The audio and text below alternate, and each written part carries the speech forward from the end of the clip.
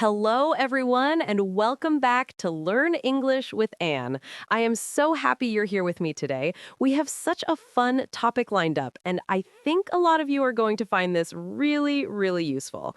Whether you're a beginner or you've been learning English for years, today's episode is for you. So, without making you wait any longer, let me introduce my guest, William. Welcome to the show. Thank you so much, Anne. It's honestly such a pleasure to be here. I've been listening to your podcast for a while now, so sitting in this seat feels a little surreal, I have to say.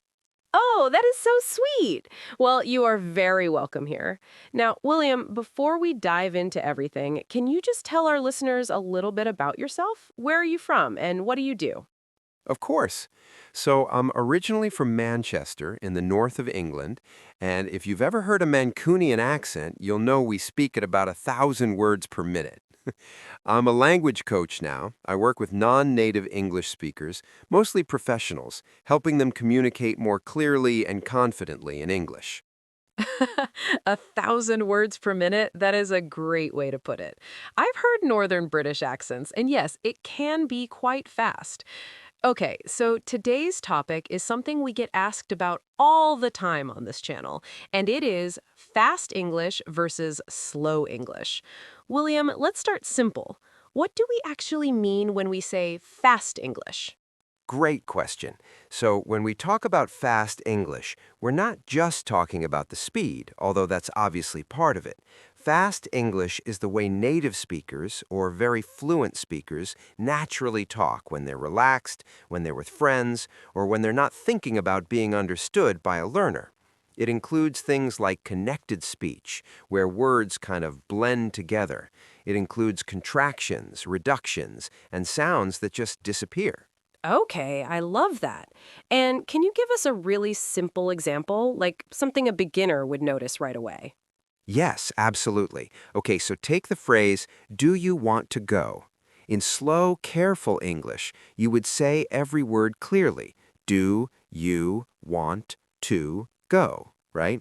But in fast, natural English, it sounds more like, do you want to go? It's almost like one big word. And for someone who learned English from a textbook, hearing that for the first time is honestly terrifying. Terrifying. Yes, I think that is the right word. I remember the first time I heard native speakers having a conversation, and I thought, wait, is this even English? I know English, but I could not understand a single sentence. It was so discouraging. And that experience is so common. I hear it from my clients all the time. They say, William, I passed my English test. I understand my teacher perfectly, but I cannot understand movies or podcasts or real conversations. And the reason is exactly this. Slow English and fast English are almost like two different dialects. That is such a good way to explain it. Two different dialects. Okay, so let's talk about slow English then. What makes English slow and who speaks slowly? So, slow English is basically when a speaker takes more time, pronounces every syllable clearly, pauses between words or phrases, and avoids a lot of those reductions and blendings. Teachers often speak slowly. News anchors sometimes speak more slowly, especially when they're reading a formal script. And of course, people who are speaking to a learner, they slow down to help. It's actually very kind, but it can also give learners a false sense of how the language really sounds. Right, right. So slow English helps us learn, but it doesn't really prepare us for the real world. Exactly. Think of it like this. Imagine you're learning to drive, but you only ever practice on an empty road with no other cars. You get very comfortable, you feel confident, and then the day comes when you have to drive on an actual busy road, and suddenly everything feels different, dangerous, too fast. That's what happens when you only learn from slow English and then step into a real conversation. Oh, I love that analogy, the empty road versus the real road. Okay, so I want to ask you something a little more specific now. What are some of the main features, the actual sounds and patterns that make English sound fast? Let's go through them. Perfect. Let's do it. Okay, so the first big one is contractions. Native speakers almost never say I am in casual conversation. It's always I'm. They don't say they are, they say they're.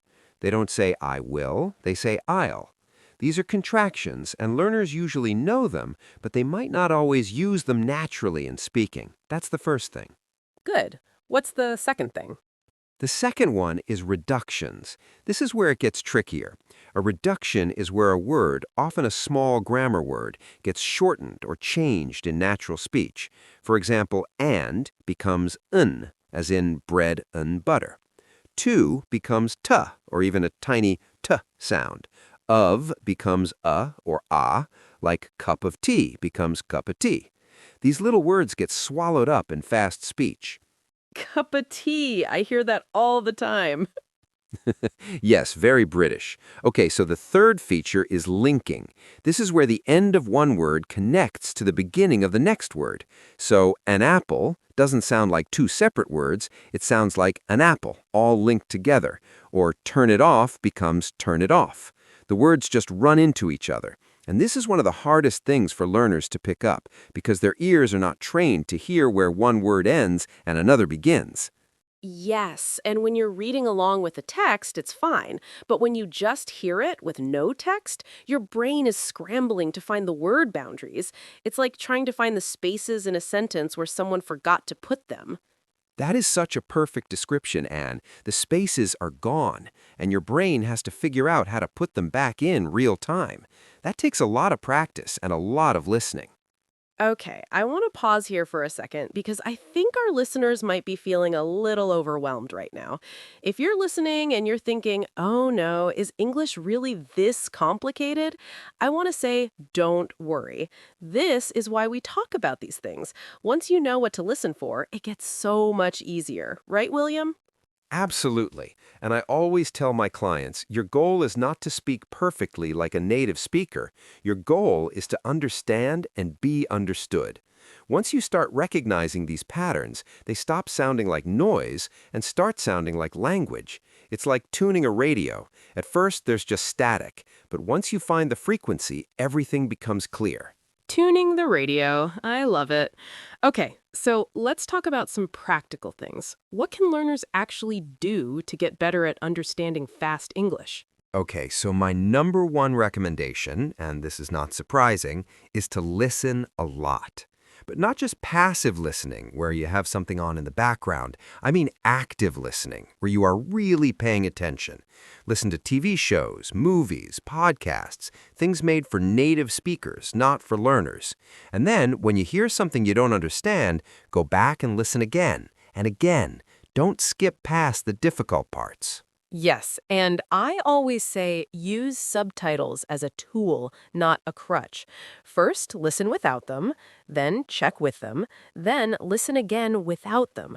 That cycle is really powerful. That is an excellent method, and what you're doing there is training your brain to match the sounds with the words. Over time, your ear learns to decode fast speech automatically. It's like building a muscle. It gets stronger the more you use it. Okay, and what about speaking? Because some learners might want to speak faster. Is that a good goal? Hmm. I'd say it depends.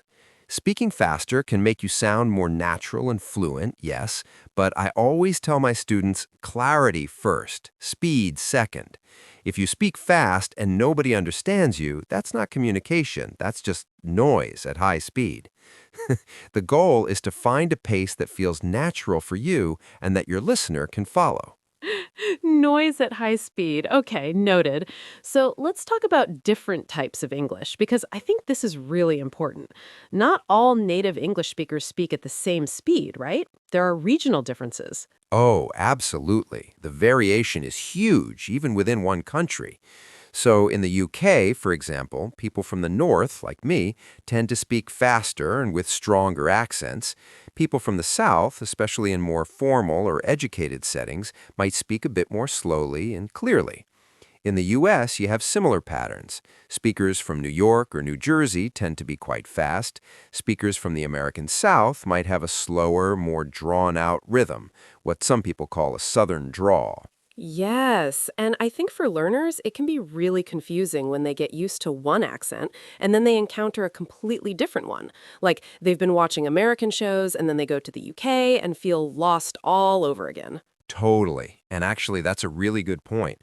I always encourage learners to expose themselves to many different accents: British, American, Australian, Irish English, South African English. Don't limit yourself to just one. The more variety you hear, the more flexible your ear becomes. That's great advice. Okay, I want to do something fun now, William. I want you to actually demonstrate the difference. Say a sentence first in slow English and then in fast English. Can you do that? Oh, absolutely. Okay, ready? Slow English. I am going to go to the store. Do you want to come with me? And now, fast English. I'm going to go to the store. Do you want to come with me? Hear the difference? Yes, that is amazing. It's like two totally different sentences. And I think if you're listening to this right now, I want you to go back and listen to that part again, because hearing it side by side like that is so, so helpful. Okay, William, let's talk about something that I find really fascinating, and that's the emotional side of fast and slow English. Because people don't always speak at the same speed, even within one conversation. The speed changes depending on what you're saying, right? Yes, this is so interesting. Speed in English, in any language really, carries a lot of emotional information. When someone speaks slowly, it can signal that they're being careful, thoughtful, serious. Think about a doctor telling a patient something important. They will slow right down. They want every word to land. Or a teacher explaining something difficult. They slow down to give the student time to process. And when someone speeds up, When someone speeds up, it usually means they're excited, nervous, or enthusiastic. Think about how people talk when they're telling an exciting story. They naturally go faster as the story builds. Or think about someone who is very nervous. They might speak very quickly and trip over their words. And on the opposite end, when someone is bored, they might slow way, way down. I guess that's okay. Oh, I know exactly that tone. That is the I don't want to be here speed. Okay, so for learners, being aware of this is really important because you can pick up so much emotional context just from pace. Exactly. And this is something that goes beyond just understanding words. It's about understanding communication.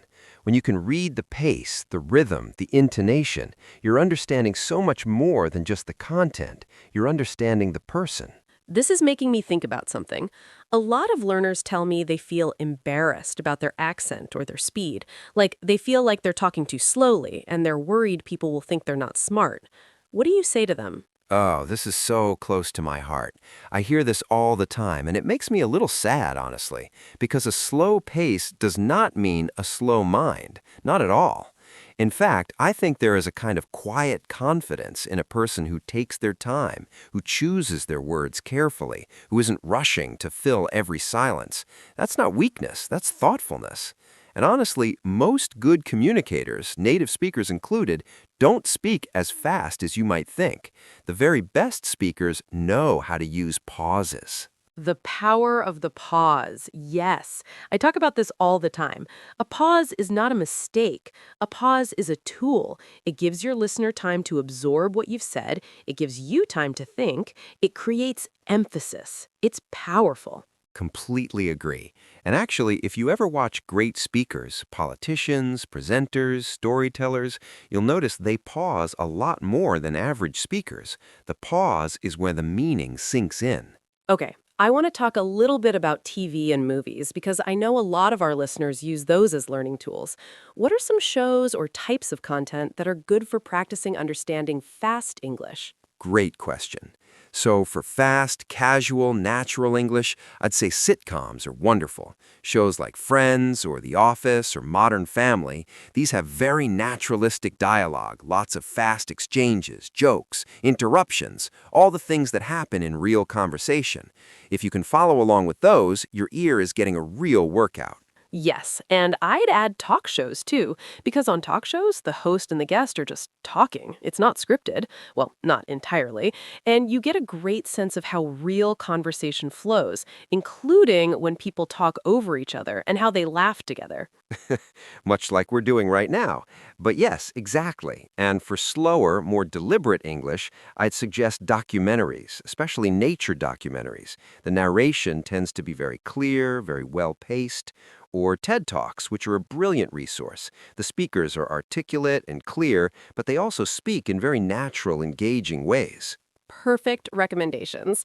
Okay, William, I want to ask you one more really important question before we start wrapping up. A lot of learners say to me, Anne, when I speak in English, my brain is working so hard to think of the right words that I can't also think about speed or rhythm or any of that. It all feels like too much at once. What do you say to them? I say you are completely normal, and what you're describing is exactly what every language learner goes through. At the early stages, everything is conscious effort. You have to consciously think about every word, every grammar rule, every pronunciation. It's exhausting. But the goal is to move more and more of that effort into the unconscious mind. That's what fluency means. Not that you know more, but that you have to think less. Oh, I like that. Fluency is thinking less, not knowing more. That's really reassuring. And the way you get there is just practice, lots and lots of practice. At some point, things that used to require all of your attention become automatic. You don't think about where to put your foot when you walk, right? It just happens. Speaking can become like that too. It takes time, but it happens. That is such a hopeful note. I love ending on hope. Okay, William, this has been such an incredible conversation. Before we say goodbye, can you give our listeners maybe two or three really simple takeaways from today? Just the key things to remember. Of course. Okay, so takeaway number one, fast English and slow English are both real English. Neither of them is more correct than the other. Slow English helps you learn, but you also need to train your ear on fast English to understand real life. Takeaway number two, the features of fast English, contractions, reductions, linking, are patterns, and patterns can be learned. Once you know what to listen for, your comprehension improves dramatically. And takeaway number three, be kind to yourself. Learning a language is hard. Speaking at a slower pace is absolutely fine. Clarity is more important than speed, and you will get faster naturally over time as your confidence grows. That is beautiful. Honestly, every single thing you've said today has been so helpful, so clear, so encouraging. I know our listeners are going to love this episode. Thank you so, so much for being here. Thank you for having me, Anne. This was such a joy. And to everyone listening, keep going. You are doing better than you think. Aw, that just made my heart happy. Okay, everyone, that is a wrap on today's episode of Learn English with Anne. If you enjoyed this conversation, please share it with a friend who is learning English. It might be exactly what they need to hear. And don't forget to subscribe so you never miss a new episode. Until next time, I'm Anne, and I'll see you in the next one. Bye for now. Bye, everyone. Happy listening.